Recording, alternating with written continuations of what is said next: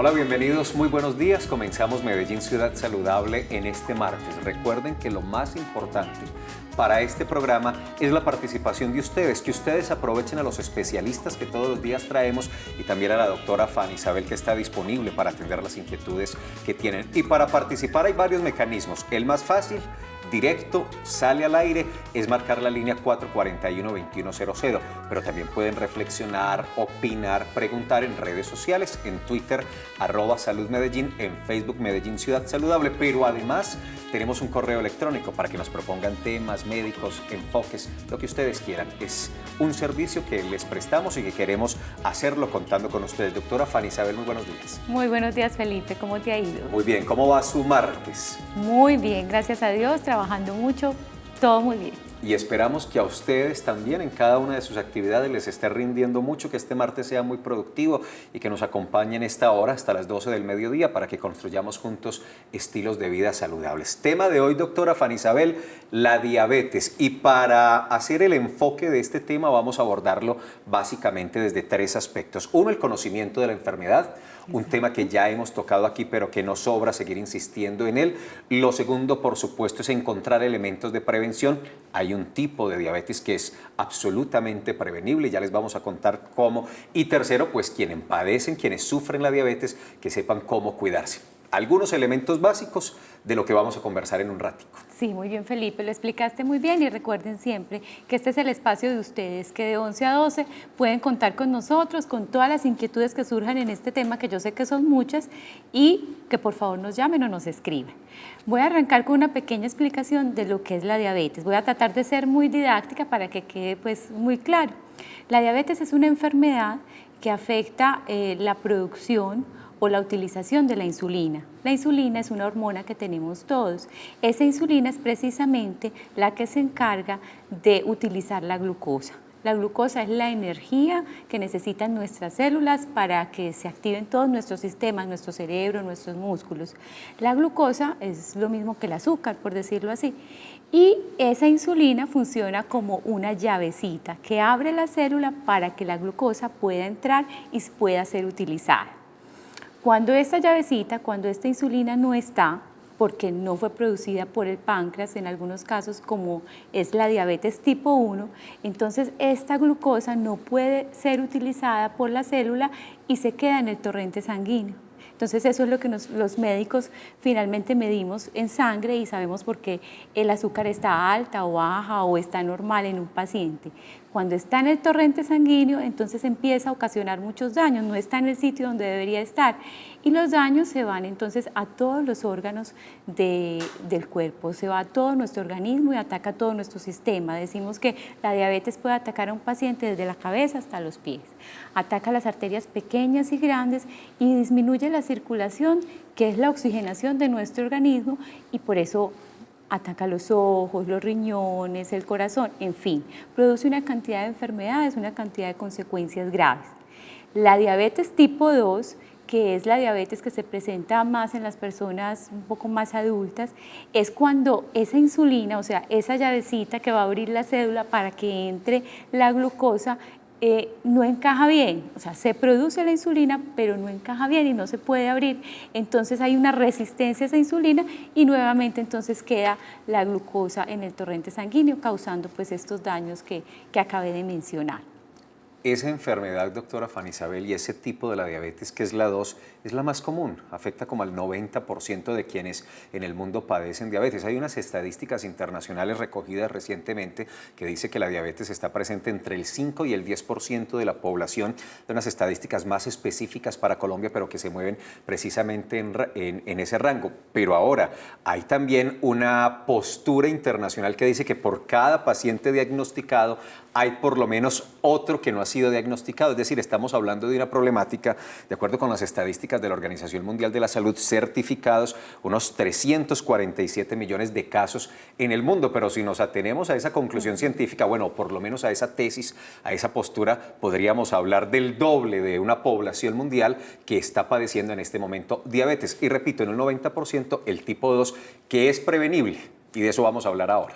Sí, Felipe, el tipo 1, que es la ausencia pues, de insulina, que es la insulina es producida por el páncreas, definitivamente pues, tiene sus factores genéticos, heredados, y estrictamente hay que tratarlo con insulina, con la aplicación de insulina que afortunadamente existe. El tipo 2 va más ligado a la obesidad, al sedentarismo, a los malos hábitos de alimentación, y es por eso que hoy en día va más en crecimiento, y es por eso que hoy encontramos cada vez más niños y más jóvenes con diabetes tipo 2, donde antes era solamente una enfermedad de adultos. Ahora, hay una formulita y de una vez les vamos a dar una primera recomendación para prevenir la diabetes tipo 2 y es la actividad física, es el ejercicio, es romper, acabar con el sobrepeso, con la obesidad y especialmente con el sedentarismo. Y se calcula que una actividad física moderada de 30 minutos casi todos los días podría bajar drásticamente, no eliminar, pero sí bajar drásticamente la posibilidad de tener diabetes tipo 2. Todos estos elementos los vamos a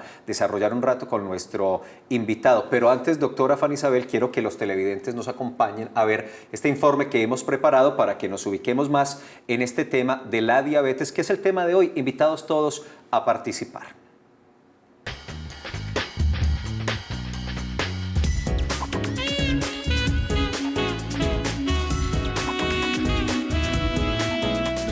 Cuando se ingiere un alimento, nutrientes como la glucosa, el almidón y las grasas se convierten en energía gracias a la insulina. Cuando hay poca producción o resistencia a esta hormona que controla el azúcar en la sangre, se produce una enfermedad conocida como diabetes, un problema que ocasiona la hiperglucemia y que puede traer dificultades como complicaciones cardiovasculares y microvasculares, que afectan posteriormente órganos como los riñones y los ojos. Aunque la causa exacta que desencadena la diabetes no se ha descubierto, se han identificado varias razones para destacar factores que la producen. Tal es el caso de la diabetes tipo 2, la cual estaba relacionada anteriormente con personas de edad avanzada, pero factores como la obesidad y la falta de ejercicio han hecho que este problema se encuentre cada vez más en poblaciones jóvenes. Otros tipos de diabetes son la gestacional, la cual se presenta en mujeres embarazadas, y la tipo 1, que se manifiesta principalmente en niños, adolescentes y adultos jóvenes. Los síntomas de la enfermedad varían dependiendo de la diabetes que se sufra.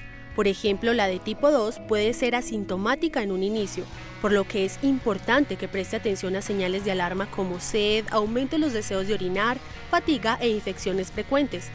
Si llega a presentar síntomas como estos, acuda al médico, pues él podrá realizarle los exámenes pertinentes y otorgarle el tratamiento adecuado de acuerdo al diagnóstico.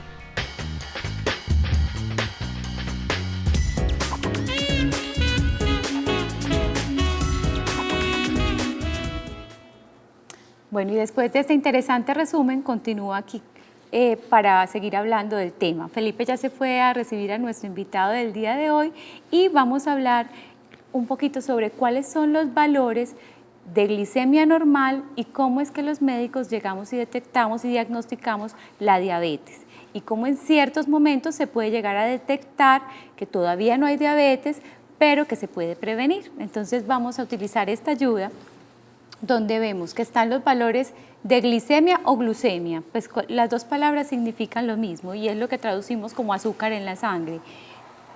El valor normal de glicemia en la sangre en ayunas va de 70 a 100 miligramos por decilitro. Cuando este valor se aumenta, entonces ya hay un alto riesgo para sufrir diabetes, es lo que llamamos prediabetes. Si el valor está entre 100 y 125 miligramos por decilitro, ya no es una cifra normal y ya hay que empezar a trabajar y a tomar medidas porque en cualquier momento puede pasar a ser una diabetes. Es el paciente que muchas veces dice, no, pues yo todavía no tengo diabetes y voy a seguir así. Hay que tener muchas instrucciones claras con el paciente porque las cifras pueden cambiar de un momento a otro y si el paciente continúa con hábitos de vida inadecuados, en muy poco tiempo puede desarrollar la enfermedad. También hay un valor que es el que se toma 2 horas después de haber comido cualquier alimento o 2 horas después de dar una carga de glucosa en un examen especial que se hace cuando se sospecha esta prediabetes. Entonces, normalmente ese valor debe estar por debajo de 140, ya pasamos pues la imagen. Ahora, las cifras para diagnosticar diabetes. Decimos que una persona es diabética cuando tiene una glicemia en ayunas mayor o igual a 126 miligramos por decilitro o cuando en cualquier momento del día la glicemia da mayor a 200 miligramos por decilitro. Normalmente, para hacer el diagnóstico de la diabetes se necesitan dos valores, cualquiera de estos dos, alterados en momentos diferentes. Bueno, y ahora, después de esta explicación, entonces vamos a conocer a nuestro invitado de hoy. Venga, doctora Fanny Isabel, que ya está por aquí con nosotros acompañándonos el doctor García, Jorge García, es médico diabetólogo del Instituto Antioqueño de Diabetes. Doctor García, bienvenido. Muy buenos días y muchas gracias por acompañarnos. No, con mucho gusto, Felipe. Usted muy amable. Aquí está el doctor García y la doctora Fanny Isabel. Las preguntas que ustedes tengan hoy específicamente enfocadas al tema de la diabetes, el doctor García pues está por supuesto disponible para atenderlos hasta las 12 del mediodía. Si hay otras inquietudes diferentes o relacionadas, también está la doctora Fanny Isabel. Y recuerden, redes sociales, incluso por aquí estoy revisando el Twitter, hemos publicado desde la cuenta Secretaría de Salud, que es @saludmedellín. La ciudadanía puede ayudar en este tema, básicamente no entregando dinero en las calles, pues este se utiliza para adicción en la mayoría. Estamos hablando de la situación de las personas en calle, la situación, personas en situación de calle, que estamos teniendo en la ciudad un problema con este asunto y que debe resolverse con la colaboración, con la corresponsabilidad de todos los habitantes. En Twitter, ese es el Twitter, vamos a ver el Facebook. Por aquí está hablando con Verónica, que me está preguntando por esterilización de perritos. Le estoy diciendo que la línea telefónica es la 44-44-144 y que vamos a revisar cómo está la agenda de la unidad móvil de salud que atiende ese tema. Doctor García, antes de hacer la pausa institucional, la primera, la doctora Fanny Isabel ha hecho una descripción detallada y en el informe también lo veíamos del tema de la diabetes. ¿Usted cree que qué elementos son importantes recordarle en este momento a los televidentes antes de comenzar la conversación con otros asuntos? A ver, muy importante es que el 90% de los casos de diabetes se refieren a diabetes tipo 2, es la más común, que generalmente pasa inadvertida y que no hay síntomas asociados en muchos casos. Pero nosotros debemos sospechar de diabetes cuando tenemos, primero que todo, enfermedades asociadas a esto que se llama síndrome metabólico. Porque las personas creen que la enfermedad se presenta cuando se sube el azúcar. Resulta que ese es el grave error. Si estamos tratando de hacer un programa que está orientado a los televidentes, a la población en general, con el fin de prevenir, yo creo que es muy importante que tengan en cuenta eso, que la enfermedad, cuando se sube el azúcar ya en un diabético tipo 2, la enfermedad generalmente, que se llama síndrome metabólico, ya lleva mucho tiempo recorrido y generalmente las complicaciones de tipo cardiovascular se han presentado en esa época previa a la elevación del azúcar. Pero entonces, excúseme, doctor García, ese subregistro del que yo hablaba ahora podría ser incluso más alto. Es que ahorita se está acotando el término prediabetes y se están tratando de realizar, dijéramos, pruebas diagnósticas para diagnosticar en una forma más temprana. Una de ellas, por ejemplo, es la hemoglobina glucosilada, que es una prueba que se estandarizó hace poco y por ya estar estandarizada la estamos utilizando como medio de diagnóstico. La hemoglobina glucosilada se utilizaba como prueba de control del tratamiento, pero ahorita lo estamos utilizando como prueba diagnóstica porque es más sensible y recorre un tiempo mucho más largo de lo que podría ser una glucemia en cualquier momento del día. Ahora, las glucemias son muy variables. Una glucemia te puede dar a vos hoy 110, estás pasado de 100 y el paciente obviamente al ver eso va a hacer una dieta y le dicen repítasela la semana entrante y a los 8 días está en 90.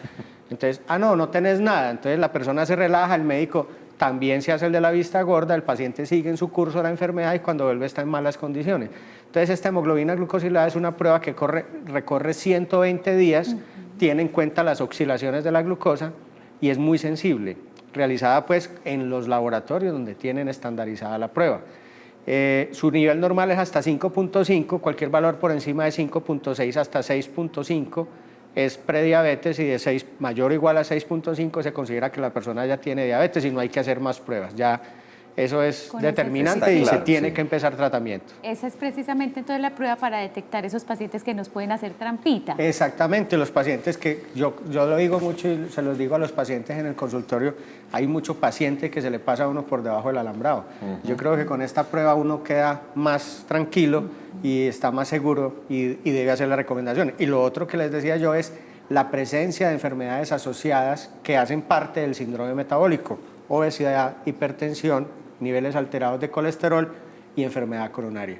Hay pacientes que hacen el debut de un síndrome metabólico con una enfermedad coronaria, y eso es muy grave, porque están siendo diagnosticados es por el cardiólogo o por el oftalmólogo, y son remitidos ya a la consulta cuando tienen una complicación grave cardiovascular oftalmológica. Ahorita vamos a desarrollar un poco más el tema, doctor García, que es bien importante. Ya tenemos llamada, doctora Fanny Isabel. Sí, tenemos una llamada desde Guarne, nos está llamando Marcela Castaño. Hola Marcela, ¿cómo te va? Buenos días. Muy buenos días, ¿cómo están? Muy bien, muchas gracias. Bueno, mira, empiezo por decirles que no sufro de diabetes, pero hace 7 meses me hicieron una cirugía porque tenía un tumor. Me sacaron el vaso, la cabeza y la cola del páncreas. Entonces mi duda es, ¿qué me espera para más adelante? Hay veces el azúcar se me sube a 134 y cuando se me baja es a 68. Hasta el momento me hicieron unos exámenes, pero están bien. Pero entonces, ¿qué recomendación me puede dar el doctor? Cualquier cosa que me pueda decir. Claro. Gracias, Marcela. Ok. Bueno, ese es otro de los tipos de diabetes que se presentan por enfermedades propias del páncreas, ¿cierto? Un tipo de diabetes puede presentarse, por ejemplo, cuando hay un estallido del páncreas en un accidente de tránsito, una herida por arma de fuego y la persona perdió el páncreas, una pancreatitis, que es una inflamación crónica del páncreas donde termina con la producción de insulina, esta persona también queda con diabetes. En el caso de la televidente, se realiza una resección de una buena parte del páncreas. Sería muy bueno que tuviera la información precisa de qué porcentaje de páncreas se retiró, porque cuando se queda con menos del 20% de la masa total del páncreas, la persona queda con diabetes, y es una diabetes que requiere el tratamiento con insulina, porque en este caso no hay producción de insulina porque se retira gran parte del páncreas. El tratamiento debe ser con insulina. Con ella hay que hacer un seguimiento muy importante, y es uno de los tipos de diabetes. Si se considera diabetes, si ha tenido glucemias por encima de 126 igual, y debe hacer un seguimiento muy importante de sus niveles de glucosa. Ya en este caso, de la mano del cirujano y de la persona que va a encargarse del cuidado de un internista con entrenamiento a un diabetólogo, deben hacerle un seguimiento muy cercano porque debe iniciar un control muy preciso de la glucosa. Seguimiento y control para nuestra televidente en el municipio de Guarne. Si usted tiene inquietudes, preguntas, aproveche, participe hoy, 441-2100. Para hacer la pausa me voy primero a www.telemedellin.tv. ¿Y por qué los invito a nuestro portal del canal? Porque es que ahí usted puede ver este programa en directo en cualquier rincón del mundo. Entonces usted puede recomendarle a sus familiares y amigos en el exterior que visiten nuestro portal www.telemedellin.tv para que vean la señal. Venga, les muestro, ahí hay un icono en la página principal que les permite ir a señal en vivo. La señal en vivo tiene ahí un retrasito corto, vea, ahí estoy saliendo yo, eso es un retraso de unos segundos, pero donde usted esté con esta calidad puede acceder a toda la información de Telemedellín, www.telemedellin.tv. Hacemos la pausa institucional, regresamos con el doctor García, la doctora Fanny Isabel y especialmente con ustedes. Las preguntas para hacer de diabetes hay que hacerlas hoy, ya regresamos.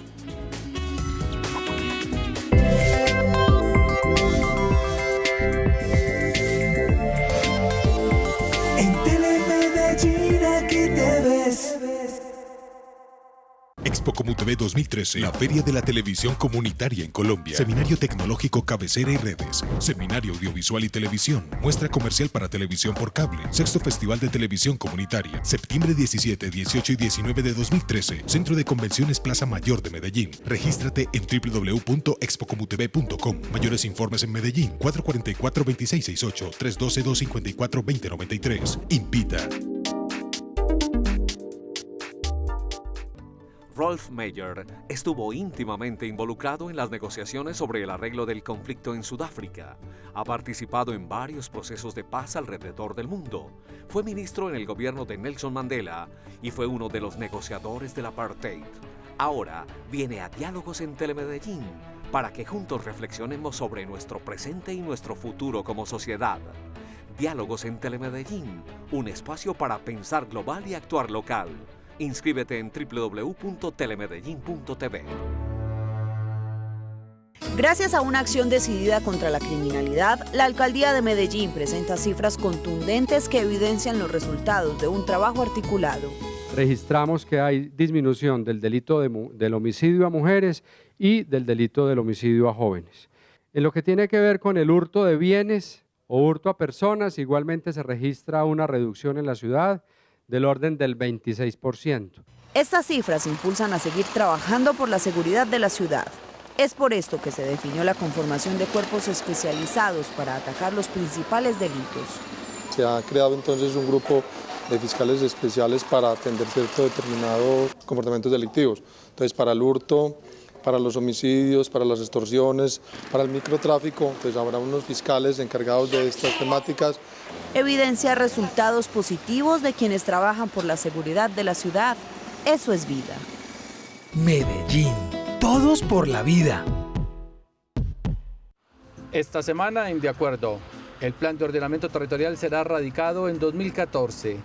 Eso le dará la oportunidad a la administración municipal de mejorar el documento base y a las comunidades de organizarse mejor para su análisis. La Carrera 70 se organiza en torno a su nueva asociación para no dejar caer en el abandono de ese importante corredor turístico y comercial de Medellín. La Orden Juan del Corral, en grado oro, fue otorgada a 3 señores médicos y maestros de la bioética. Ellos dan luces sobre lo que debe ser el ejercicio de la medicina al servicio de la gente.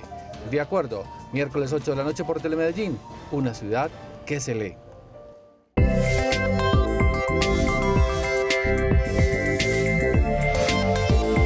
En Telemedellín aquí te ves. Conocimiento, prevención y cuidados de la diabetes. Es el tema que estamos desarrollando hoy en Medellín Ciudad Saludable. Antes de volver con el doctor García y con ustedes, los televidentes que ya están en la línea, voy al portal de salud de Medellín, www.medellin.gov.co/salud. Ustedes visitan ese portal y van a encontrar muy buena información reciente que entrega en materia de salud la Alcaldía de Medellín. Hay noticias, eventos, las campañas permanentes como de vacunación, unidades móviles de salud, cirugías plásticas estéticas, todas las campañas. Está directorio de Metrosalud, puntos de vacunación, calendarios de programas, proyectos, enlaces, indicadores, estadísticas, trámites y servicios. Realmente es un portal muy útil en materia de salud. www.medellin.gov.co/salud. Bueno, y seguimos entonces con participación de los televidentes. Ahora nos llama Mari Duque desde El Poblado. Buenos días, Mari. Sí, muy buenos días. Para hacerle una preguntita al doctor. Claro que sí, cuéntanos. Sí, mire, lo que pasa es que tengo una hija de 17 años y hace por ahí 2 meses para acá que viene presentando unos síntomas, pues se come algo dulce o toma un jugo dulce y le dan unos mareos horribles, entonces, pues quería saber si de pronto eso tendrá que ver algo con la diabetes. Y quiero decirle algo, el papá es diabético, entonces... Eso le iba a preguntar, que quién tenía con diabetes en la casa. El papá, y ya pues se inyecta insulina y todo.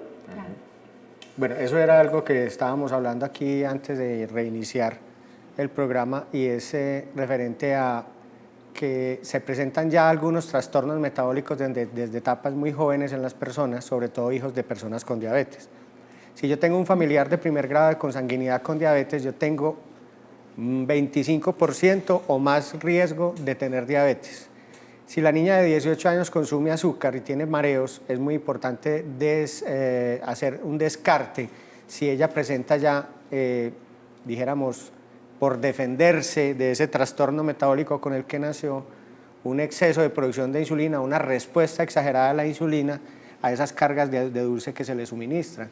Eso es lo que nosotros llamamos un hiperinsulinismo compensador. A esa carga de glucosa viene una respuesta exagerada de insulina, lo que lleva a que más adelante presente niveles bajos de glucosa en sangre.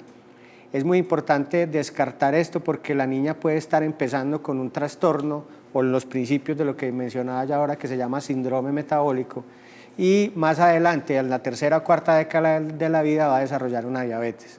Si la niña tiene también una historia familiar de una pubertad precoz o un ovario poliquístico y la niña está ahora, dijéramos, con un poco de sobrepeso o acné o inclusive vello facial, lo que llamamos hirsutismo, Esos signos son consecuencia de niveles elevados de insulina. Y si además de eso está haciendo mareos con las cargas de glucosa que se le suministran, nosotros debemos de hacer un diagnóstico precoz ahí, no esperar hasta que tenga 30 años para decir que tiene un síndrome metabólico, porque han pasado muchos años con ese trastorno y va a afectar, dijéramos, la parte cardiovascular en un futuro. Doctor, teniendo en cuenta esta misma pregunta, la hija de María entonces no solamente requiere la glicemia en ayunas, sino que hay que tener en cuenta, de acuerdo a sus condiciones, de acuerdo a su peso, de acuerdo a la herencia del papá, que hay que estudiarlo un poquito más. Eso es muy importante. A ver, cuando nosotros estamos en consulta con un paciente diabético, le estamos echando más el ojo al hijo o a la hija que están ahí sentados, porque es sobre, dijéramos, la persona que hay que trabajar con más ahínco. La persona con diabetes no es que nosotros ya no vamos a hacer nada, tenemos que tratar de corregir esa mala función de la insulina y hacer las recomendaciones para que las patologías que se asocian como la hipertensión arterial y los niveles altos de colesterol estén en sus metas para evitar el infarto en ese paciente. Pero en el paciente, en el hijo de ese paciente, el acompañante que está con ellos, nosotros debemos hacer esas pruebas, dijéramos, premonitorias, para que no vaya a desarrollar después una diabetes en un futuro, o si ya en ese momento tiene un síndrome metabólico. Entonces nosotros podemos hacer un examen que se llama el índice OMA, o el índice de insulinoresistencia. Ese índice de insulinoresistencia lo podemos hacer de una forma sencilla, midiendo los niveles de glucosa en ayunas con los niveles de insulina en ayunas, se multiplica por una constante y nos va a dar si el paciente tiene o no riesgo de resistencia a la insulina. Si el índice OMA está por encima de una cifra que es la normal, pues por encima de 3, ese paciente tiene resistencia a la insulina. Entonces nosotros en ese paciente tenemos que, así tenga los niveles de azúcar normal, es que el azúcar se eleva cuando ya todos los mecanismos compensadores han fallado. Es lo último. Es lo último. Pero entonces en ese momento nosotros podemos medir, inclusive la insulina en las primeras etapas de la vida se comporta como un anabólico. Entonces son estos pacientes que suben muy rápido de peso. En estos días tuve un caso dramático de una paciente que subió 45 kilos en 6 años. O sea, yo tengo que tener un trastorno metabólico para poder llegar a eso, porque uno ve los compañeros de uno en el colegio, en la universidad, pues que todo el día eran con una gaseosa en la mano, comían más que un serrucho en un quesito, y no se engordaban, y uno todo el día aguantaba hambre y uno se subía de peso y ellos no. Y eso es parte del síndrome metabólico, ¿cierto? Le dicen a uno de los pacientes, vea, es que yo me engordo con lo que se come el vecino. Sí. Son pacientes que suben muy rápido de peso. Esos pacientes uno tiene que medirle esos niveles de insulina porque es el anabólico interno con el que uno nació. Y ese anabólico exagerado, porque nosotros medimos los niveles de insulina a veces en ayunas, como les dije, para sacar el índice OMA, pero a veces lo hacemos con una carga de tolerancia a la glucosa.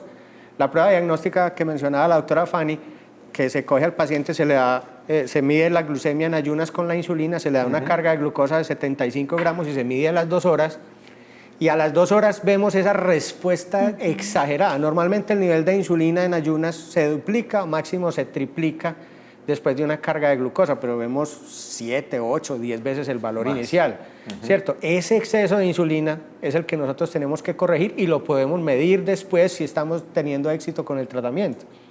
Entonces ese paciente, después de ser tratado con unos sensibilizadores de insulina, de iniciar una terapia con alimentos de bajo índice glucémico, que eso es otra cosa muy importante que pudiéramos tocar si hay tiempo, un momentico, y el ejercicio físico, porque el ejercicio físico lo único que hace es regular o hacer posible que esa insulina meta la glucosa al músculo y sea utilizado.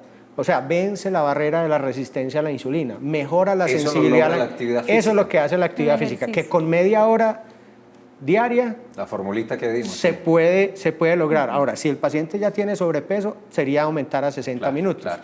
Pero solo con media hora diaria tiene el paciente para regular eso. Tenemos ronda de preguntas porque hay pregunta en Twitter, tenemos televidente en la línea, pero yo tengo una pregunta antes de que se me vaya, a ver si la cogí bien. ¿Esa carga hereditaria de padres a hijos es del 25%? Cuando es uno de los padres. ¿Y trasciende a nietos? Sí, no, eso sigue la herencia, o sea, uno tiene que preguntar por padres y abuelos. ¿cierto? Hay veces que le dicen a uno, no, en mi casa no hay nadie con diabetes. ¿Quién con infarto? Ah, sí, mi abuelito se murió de un infarto. O sea, hay pacientes que no alcanzaron a ser diagnosticados como diabéticos, pero que tuvieron uno de los ingredientes importantes del síndrome metabólico, que es el final de la persona con diabetes. Pues no estamos diciendo que todo diabético tiene, ¿cierto? Pero sí 8 de 10 van a fallecer de un infarto. Es una cifra muy importante. Y sobre todo lo que yo también te decía ahorita fuera de cámaras, que el 50% de las personas cuando les diagnostican diabetes tienen una complicación cardiovascular. Eso es otra cosa muy importante. El 50%. Sí, claro, o sea que estamos diagnosticando muy tarde. Como dice un gran investigador de la diabetes, el doctor Ral de Fronzo, que es la persona que más nos ha enseñado sobre la fisiopatología de la diabetes, que trabaja y está vivo en la Universidad de Texas. Él dice, o los métodos diagnósticos que estamos utilizando no son, o definitivamente estamos diagnosticando muy tarde la enfermedad. Sí, posiblemente. Bueno, doctor, recibamos entonces a Mónica Ramírez, que nos llama desde Conquistadores. Hola, Mónica, ¿cómo te va? Aló, muy bien, muchas gracias. Ah, bueno, gracias. No les estoy escuchando muy bien a ustedes, pero bueno, la pregunta mía es la siguiente. ¿Qué característica tienen los que son intolerantes a los carbohidratos? Si son diabéticos, si son prediabéticos o qué.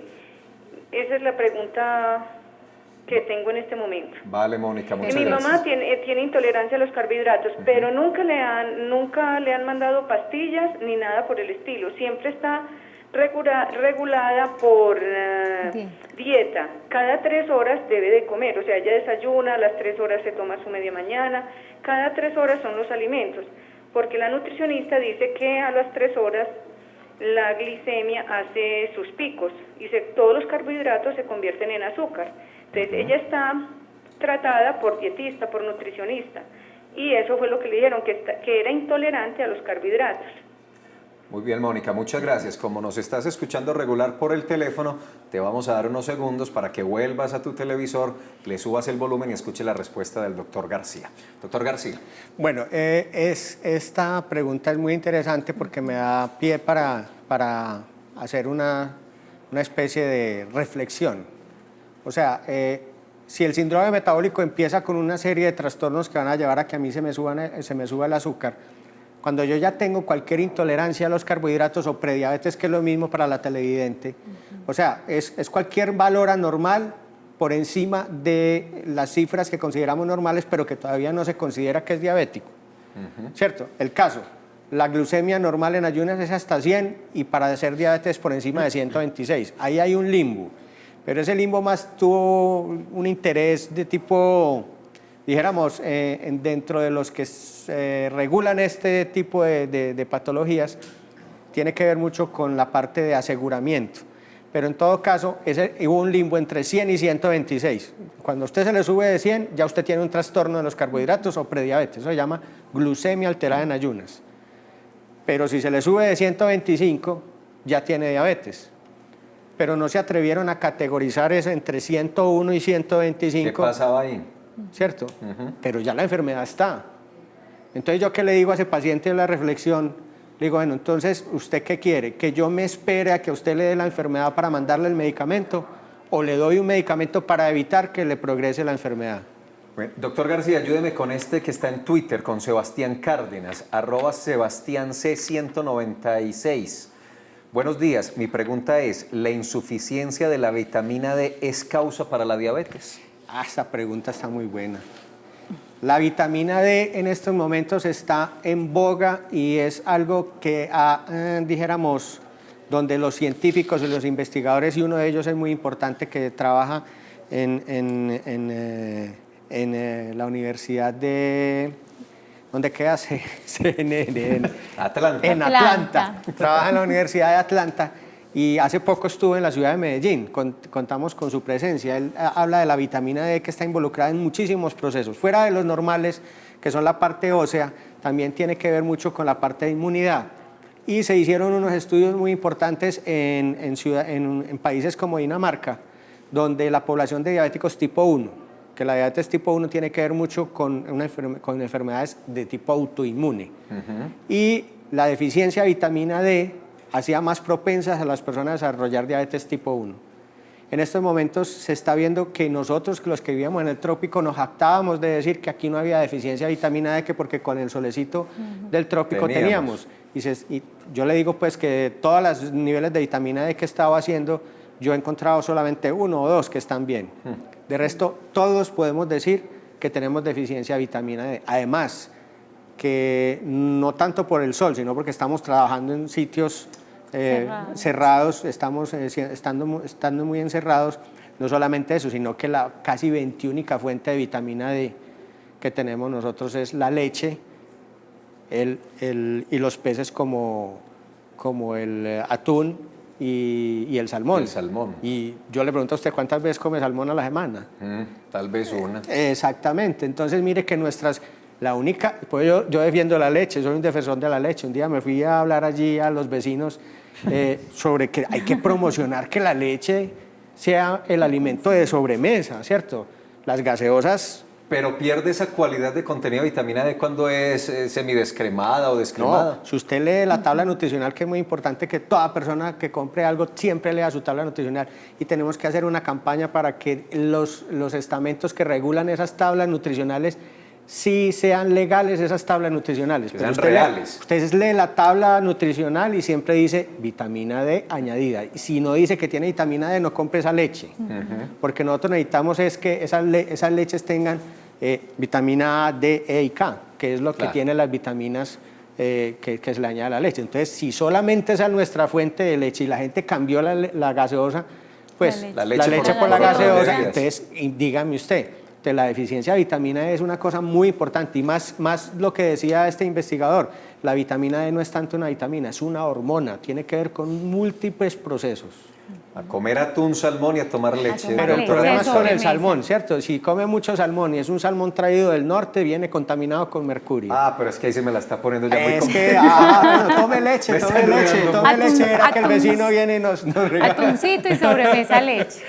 Bueno, doctor, le cuento que le preguntamos a los televidentes, a los ciudadanos que saben de diabetes y cuáles creen que son los síntomas más comunes. Vamos a ver esta nota.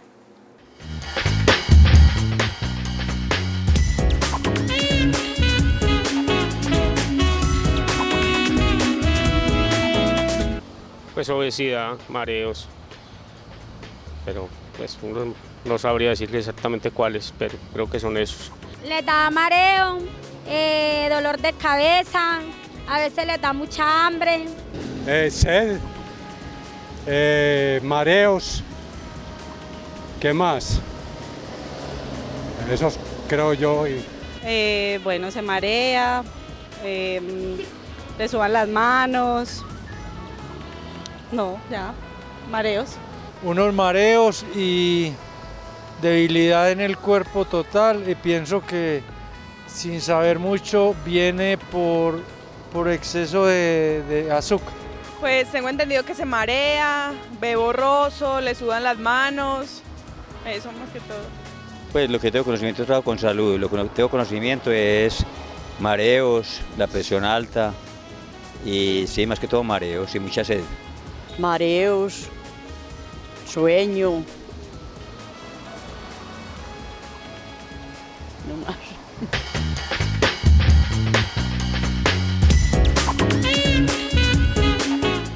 Y esa es la opinión de nuestros ciudadanos, los que consultamos en las calles a propósito de este tema. Aprovechemos el tiempo porque hoy está pasando rápidamente para saludar a Amparo, que está en el barrio Pablo VI. Amparo, buenos días. Buenos días, doctor, ¿cómo le va? Buenos días. Vea, para preguntar una cosita, mi mamá tiene 72 años y ella en este momento pues tiene principios de diabetes, y entonces quería saber que ella es muy aficionada a las frutas. Entonces, ¿qué frutas puede comer ella con este problema? ¿Y cuáles no? Muy bien, Amparo, muchas gracias por su pregunta. Esto nos sirve como recomendación general. Bueno, ahí siempre yo meto temitas que son importantes.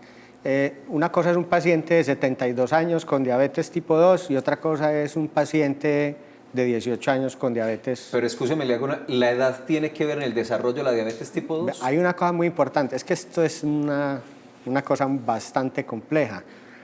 Cuando le aparece a uno la diabetes tipo 2 a los 72 años, generalmente va acompañada de un fenómeno que se llama sarcopenia, y es la pérdida de masa muscular por haber disminuido la cantidad de proteínas durante la vida.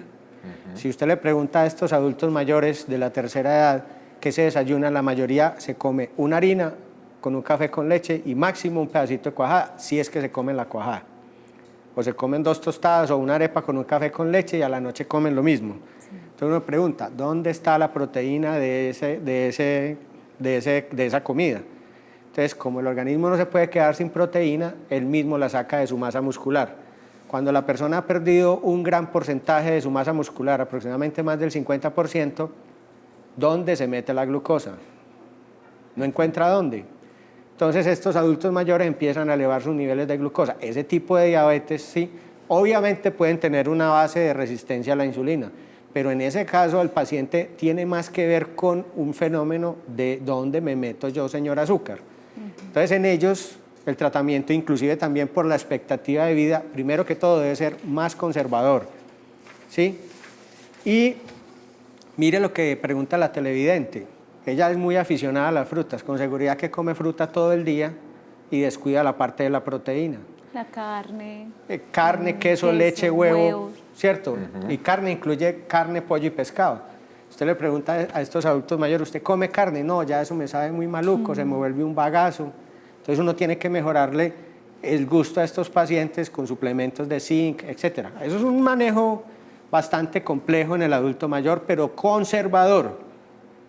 Soy enemigo de aplicar la insulina a estos adultos mayores, porque uno con lo que busca es mejorar calidad de vida y disminuir el riesgo de presentar una hipoglicemia, y con la insulina no sería el caso. En ellos es manejo conservador, bregar a que hagan algo de actividad física, darles suplementos nutricionales, mejorarles la sensibilidad a la insulina y la alimentación.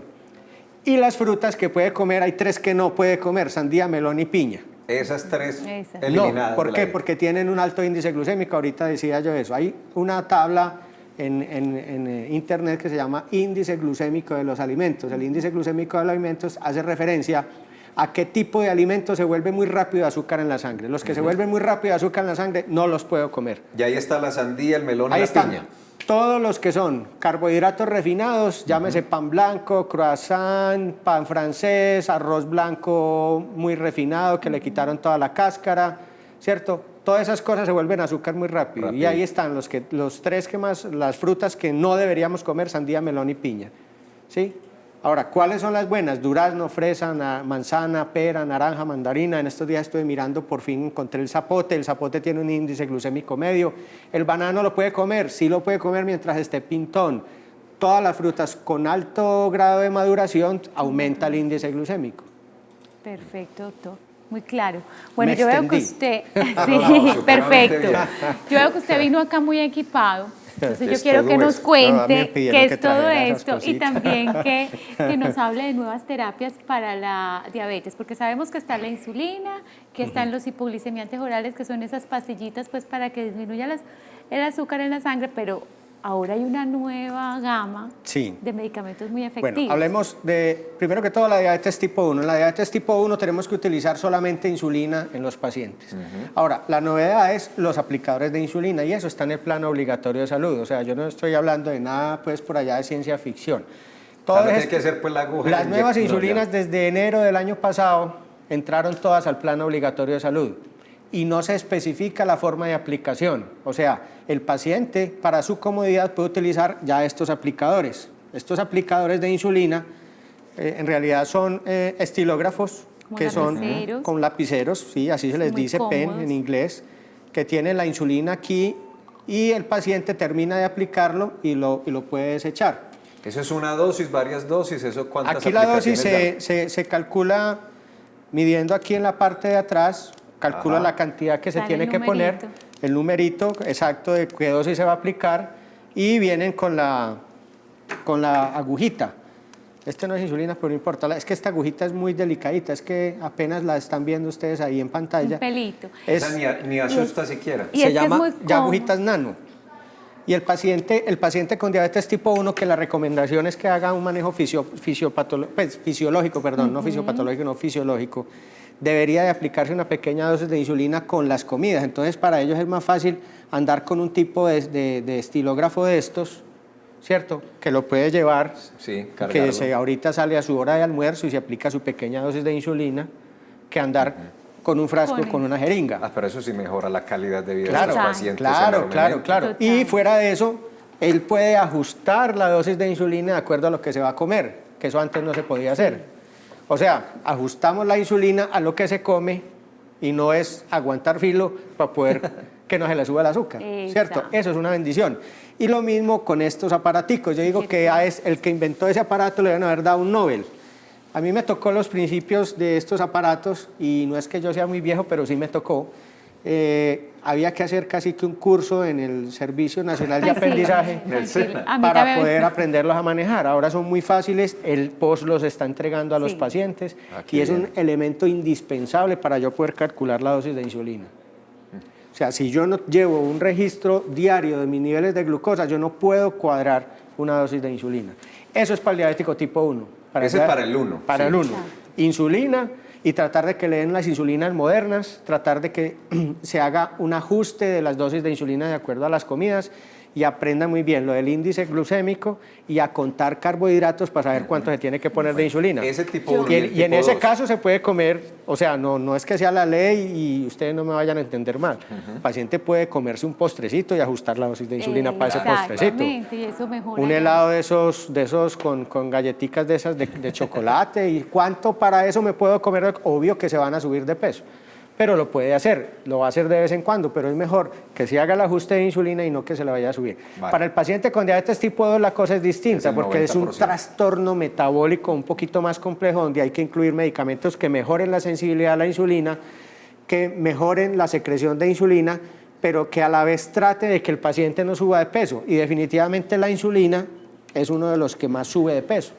Entonces yo en un paciente con diabetes tipo 2 tengo que mejorar esa sensibilidad alterada a la insulina, ¿sí? Y tengo que utilizar medicamentos que mejoren, dijéramos, el vaciamiento gástrico, que me produzcan saciedad, que me disminuyan el apetito, o sea, que no me hagan subir de peso. Entonces, en estos momentos ya tenemos también en forma de inyección una hormona nueva, que es el liraglutide, que se aplica una vez al día, que va a reemplazar la utilización de la insulina, ¿sí? Y que nos va a mejorar todo esto que les estoy diciendo, va a mejorar niveles de glucosa en sangre, va a mejorar el vaciamiento gástrico y va a dar una sensación de saciedad. De hecho, ya hay estudios en pacientes obesos prediabéticos que se está probando también la utilización de esta hormona y en pacientes que son solamente obesos, que van a probablemente desarrollar una diabetes en un futuro si no bajan de peso rápido. Entonces, tenemos en el arsenal, por decir así, hablar en estos términos bélicos, dijéramos, un montón de cosas, pero lo más triste, hombre Felipe, es que en el POS hay 2 medicamentos fuera de la insulina hay 2 medicamentos para tratar la diabetes, que están desde el año 96. La ley 100 es desde el 96. Desde ese momento hasta hoy, no se ha incluido ningún otro medicamento para el tratamiento. Tiene que ser por CTC o por tutela. Muy bien, vamos a hacer una pausa institucional. Tengo en el Twitter varias cosas. Sebastián Cárdenas hace otra muy buena pregunta, pero la voy a dejar para el último bloque. Y Diana Cadavid, porque este sí es un favor casi personal, dice, por favor, dale un saludito al doctor Jorge de parte de Darnelli.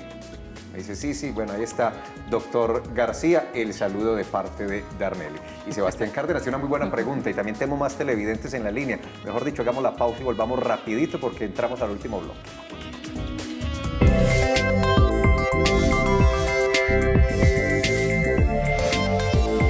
En Telemedellín aquí te ves.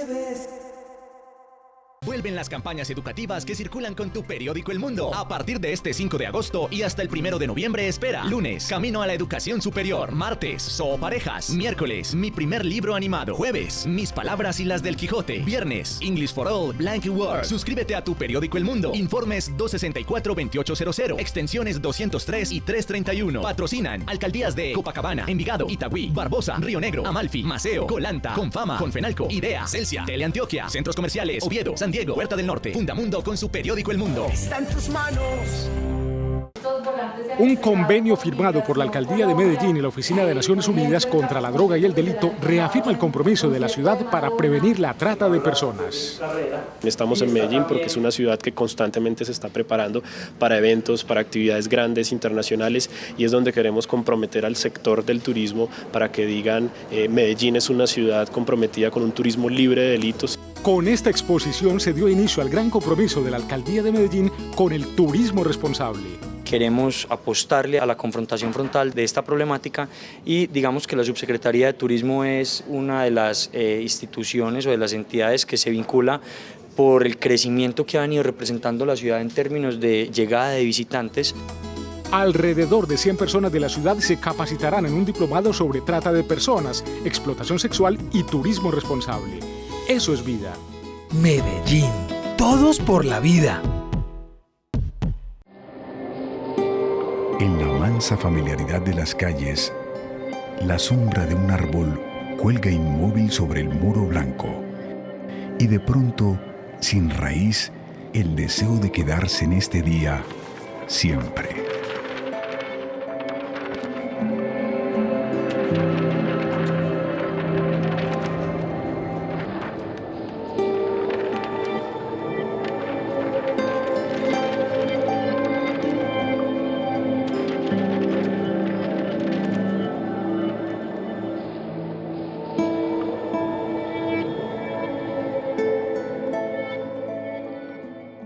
Medellín, todos por la vida.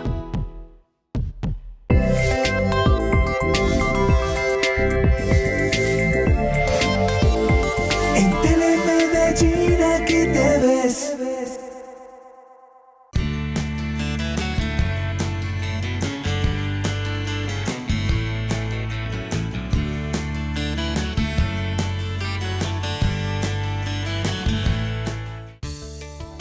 El manejo con insulina en los pacientes con diabetes depende del tipo de diabetes que tenga cada paciente. Hay una forma de diabetes que es la tipo 1, que es más común en personas jóvenes, y en esos individuos el tratamiento se va a basar en 4 dosis de insulina al día como mínimo.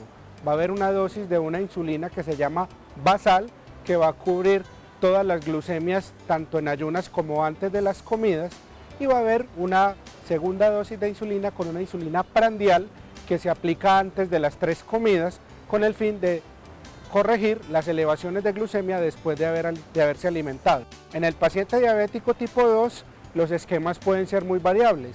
Muchas veces el paciente diabético tipo 2 solo requiere tratamiento con medicamentos orales y a veces cuando no hay una adecuada respuesta con 1 o con 2 medicamentos orales, uno puede añadir una dosis de insulina en horas de la noche y progresivamente a medida que va evolucionando la enfermedad en el tiempo, pueden empezarse a requerir dosis de insulina antes de las 3 comidas. Es muy importante también tener en cuenta que aparte del tratamiento con insulina, los pacientes diabéticos deben tener un régimen nutricional adecuado a sus necesidades. ¿Por qué? Porque de la dieta va a depender mucho también el control adecuado de las glucemias y no solo con insulina podemos controlar adecuadamente el azúcar en la sangre. Es fundamental también la realización de ejercicio de forma periódica y fundamental también la asesoría con servicios de educación en diabetes, estar también en evaluación periódica por nutricionista, por el médico oftalmólogo para detectar alteraciones o malos hábitos de alimentación o la presencia de complicaciones que puedan también llevar a deterioro de la calidad de vida de los pacientes.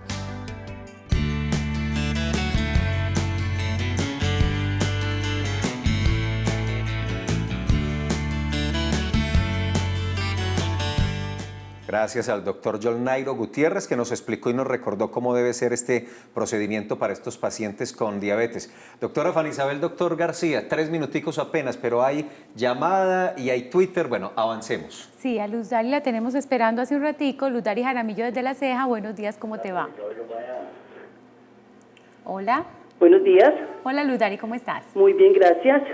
Cuéntame. Vea, mi preguntita es, mi esposo le gusta pues el aguardientico. Entonces, hace 6 meses que resultó con diabetes. Se la controlaron por 3 meses.